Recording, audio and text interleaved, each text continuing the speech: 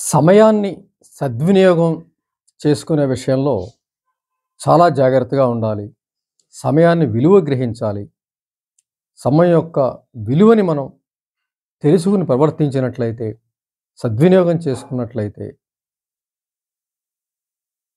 భవిష్యత్తు బంగారమయమయ్యే అవకాశం ఉంది.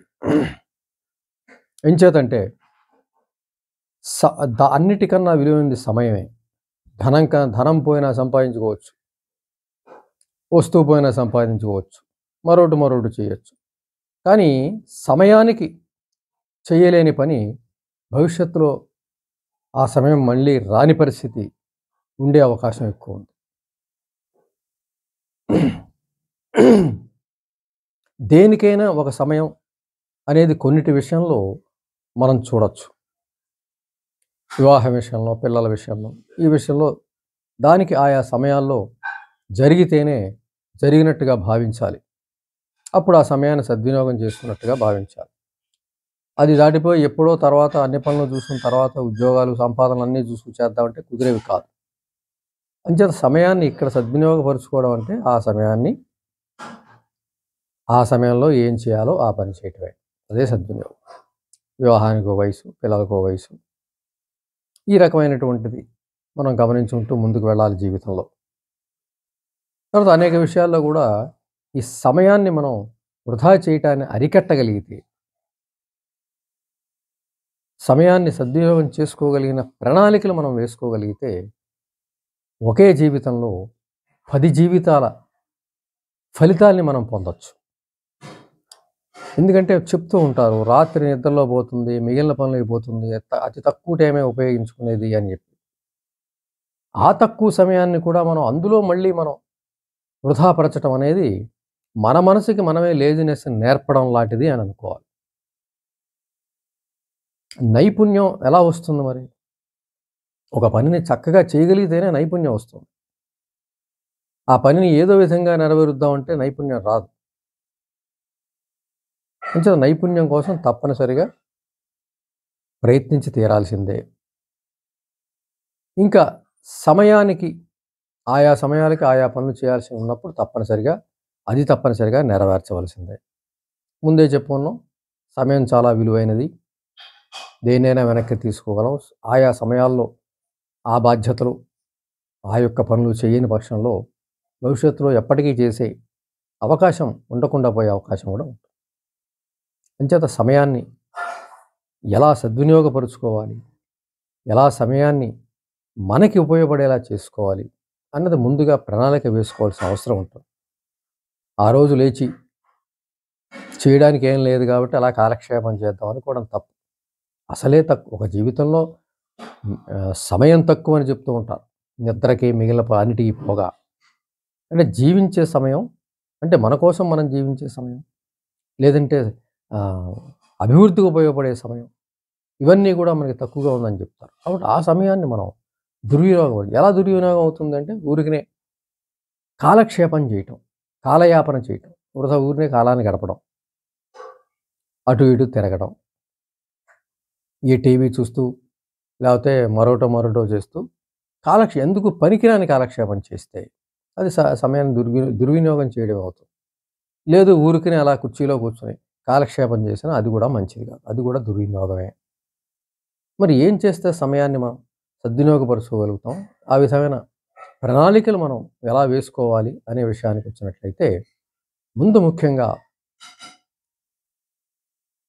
సమయాన్ని సద్వినియోగం చేసుకునే లక్ష్యాన్ని ఒకటి మనం ముందు సీరియస్గా ఆలోచించుకోవాలి. లేదు మన సమయం మనం సద్వినియోగంగా ఉపయోగించుకోగలగాలి, మనం జీవితంలో ముందుకు వెళ్ళాల్సిన అవసరం ఉంది. ఈ విధంగా ఆలోచించినట్లయితే ముందుగా వ్యక్తి ప్రతిభావంతులు కూడా ఏమవుతుందంటే సమయాన్ని వృధాగా గడపడం అలవాటైతే వారి ప్రతిభ కూడా రాణించలేని పరిస్థితి ఉంటుంది. అంచేత ముందుగా వ్యక్తిగతమైనటువంటి ప్రతిభ ఏదైనా ఉంటే తప్పనిసరిగా దాని గురించిన కృషిని తక్షణం ప్రారంభించాలి. అది ఒక టైం టేబుల్లో ముందు ముఖ్యం వేసేసుకోవాలి. మనది ఎందులో ప్రతిభావంతులు అన్నది ముందు నిర్ణయించుకు తీరాలి.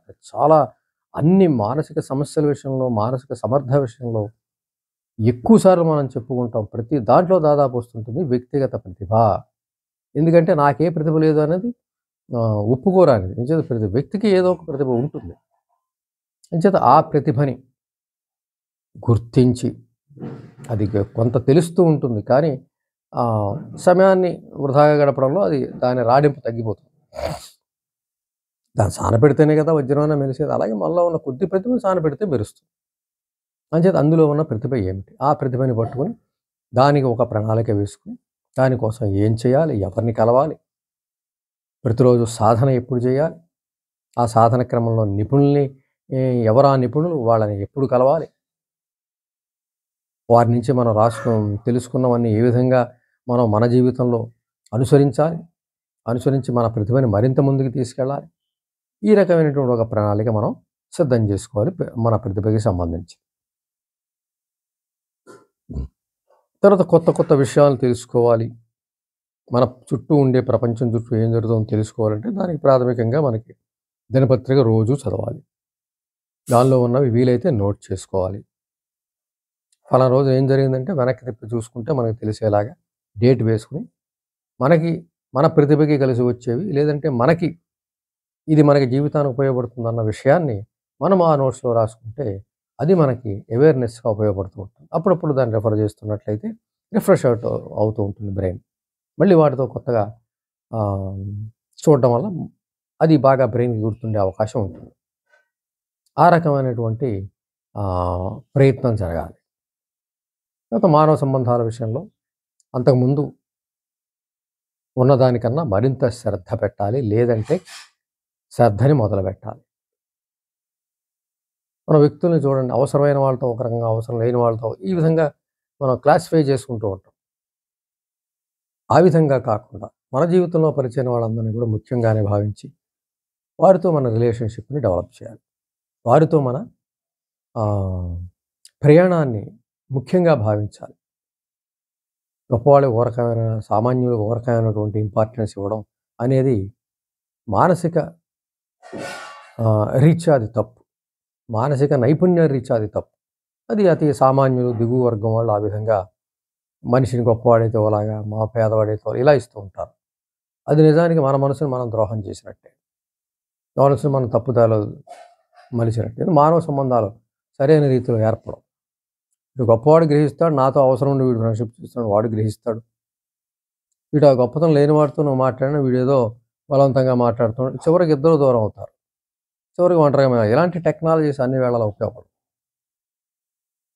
అంచేత అటువంటిగా అందరికీ సమానమైన విలువ, అందరికీ సమానంగా ఇచ్చేలా ఉన్నట్లయితే అందరితోనూ మంచి ఇది ఏర్పడుతుంది. ఏ సమయానికి ఎవరు మనకి అక్కడికి వస్తారు అనేది ముందు చెప్పలేం. కాబట్టి ఆ రకమైనటువంటి జీవితంలో మన అనుబంధాలు ఏర్పడినట్లయితే ఆయా సమయాల్లో మనకి ఆ వ్యక్తులు మనకు సహకరించే అవకాశం ఉంటుంది. ఎక్కువ మందితో అనుబంధం ఉంటే ఎక్కడ వెళ్ళినా పరిచయస్తూ ఉండడం అనేది జరగబోయే పనికి మనకి కొంత జరిగిపోయినట్టుగా మనం భావించాల్సి ఉంటుంది. తర్వాత ఇంకా ఏ పనులు చేయొచ్చు, ప్రతిభని రాణింపజేసేవి కానీ ఇతరత్ర ఏదైనా పనులు ఉన్నట్లయితే వాటికి సంబంధించినవి. ఒకవేళ పనులు లేవు అనుకున్నట్లయితే ఇప్పుడు సమయం ఏ విధంగా ఎవరికైనా సహాయం చేయగలనా, ఇతరులకు సేవ చేయటం విషయంలో కూడా ఒకరికి ముందు ఉండడం మంచిది. అంచేత ఎవరికి నా దగ్గర ఉన్న ఈ ప్రతిభని నా దగ్గర ఉన్న తెలివితేటలు నాకున్న ప్రతిభ కానీ ఇతరులకు అవసరమైనప్పుడు సాయం చేస్తాను. లెక్కలు బాగా వస్తే 10 మంది పేద విద్యార్థులను కూర్చోబెట్టుకు చెప్పచ్చు. ఇక్కడ నాకేమిటి వాళ్ళకి చెప్తే నాకేమిటి అనే విషయం కాదు ఇక్కడ. అక్కడ సమయాన్ని అక్కడ నీకు సద్వినియోగం అవుతుంది డెఫినెట్‌గా. అంచేతనే ఆ గంట సేపు నువ్వు వృధాగా కూర్చుంటావు. ఏ పని లేకుండా కూర్చుంటావు. లేదంటే ఏ టీవీ చూస్తూ కూర్చుంటావు. అలా సమయాన్ని వృధా చేయటం కాదు. తప్పనిసరిగా ఆ ప్రణాళిక వేసుకోవాలి. ఏ సమయం ఖాళీగా ఉంది, ఎక్కడెక్కడ ఖాళీగా ఉంటున్నాను. ఆయా సమయాలను ఈ సేవకి 10 మందికి మ్యాథ్స్ కావచ్చు, ఇంగ్లీష్ కావచ్చు, ఏదైనా సరే సబ్జెక్ట్ 10 మందిని పిలిచి చెప్పడం అనేది, ఇతరత్ర ఏమైనా ప్రతిభ ఉన్నట్లయితే వాళ్ళ దగ్గరికి వెళ్ళి చెప్పడం అనేది, నిత్యం పనిలో ఉండడం అనేది కూడా సమయాన్ని సద్వినియోగం చేసుకోవడంలో ఒక భాగం. దానివల్ల బ్రెయిన్ షార్ప్ అవుతుంది, చురుకుదనం పెరుగుతుంది. ఈ విధంగా మనుషులు పరిచయం అవుతున్న కొద్దీ ఆత్మవిశ్వాసం పెరుగుతుంది, ధైర్యం ఉంటుంది. ఎక్కువ మంది పరిచయస్తులు ధైర్యంగా ఉండారు మనం చూస్తూ ఉంటాం. ఆ ధైర్యం ఇంప్రూవ్ అవుతుంది. ఈ విధంగా తన, మన, పర అని లేకుండా పని ఉండటం అనేది చూసుకొని పనులు చేస్తూ ముందుకు వెళ్ళినట్లయితే, ఆ పనుల్లోనే మనకి మంచి మానవ సంబంధాలు ఏర్పడతాయి. నాలెడ్జ్ వస్తూ ఉంటుంది. ఇతరులకు సహాయం చేయటంలో ఆ సమస్య మనకొచ్చినప్పుడు మనకి పరిష్కారం చేతిలోనే ఉంటుంది. ఆ రకంగా మనకి ప్రయోజనం కలుగుతుంది. ఆ విధంగా ముందు సమయాన్ని ఒక ప్రణాళిక వేసుకొని సద్వినియోగం చేసుకున్నట్లయితే బోలెడన్ని ప్రయోజనాలు ఉంటూ ఉంటాయి. అందుకని సమయాన్ని సద్వినియోగం చేసుకునే విషయంలో ప్రణాళిక అనేది వేసుకొని ముందుకు వెళ్ళినట్లయితే మనం ఆయా మనం వేసుకున్న ప్రణాళిక మనమే దాటని పరిస్థితి కాదు. మనం దాన్ని ఎట్టి పరిస్థితిలో దాటకూడదు. ఆ ప్రణాళికను అమలుపరచాలి. ముందే నిర్ణయం తీసుకుంటాం. సమయాన్ని సద్వినియోగం చేసుకుంటాను. ఎట్టి పరిస్థితిలో వృధా చెయ్యను అని ముందు నిర్ణయం తీసుకున్న తర్వాతే ఈ ప్రణాళిక వేసుకున్నట్లయితే తప్పనిసరిగా ఆ ప్రణాళిక ఫలిస్తుంది. వ్యక్తిని ఉన్నతంగా తీర్చిదిద్దుతుంది. గొప్ప వ్యక్తిగా మారే అవకాశం ఉంటుంది. కీర్తి వస్తుంది, హోదా వస్తుంది, ఆత్మతృప్తి వస్తుంది. అందరితోటి మసలగల వ్యక్తిగా, అందరి మేలు కోరే వ్యక్తిగా, అందరివాడిగా ఉండే అవకాశం వస్తుంది. కేవలం వీటన్నిటికీ పెట్టుబడి కొంత సమయమే. డబ్బక్కర్లేదు, ఏమక్కర్లా. కేవలం శ్రమ, మేధో శ్రమ, శారీరక శ్రమ. ఈ 2 పెట్టుబడిగా పెట్టి మనం ముందు వెళ్ళినట్లయితే, సమయాన్ని సద్వినియోగం దృష్టిలో పెట్టి ప్రణాళిక వేసుకొని ముందుకు వెళ్ళినట్లయితే, తప్పనిసరిగా ఆ సద్వినియోగం అయిన సమయం మనకి ఒక జీవితంలోనే 10 జీవితాల అనుభవాన్ని ఇస్తుంది, ఆనందాన్ని ఇస్తుంది. అలాగే మనకి తృప్తిని కూడా ఇస్తుంది, సంతోషాన్ని ఇస్తుంది. మరిన్ని పనులు చేయడానికి, మరింత ముందుకు వెళ్ళడానికి కూడా ఉత్సాహాన్ని, ఒక ప్రేరణని ఇస్తుంది.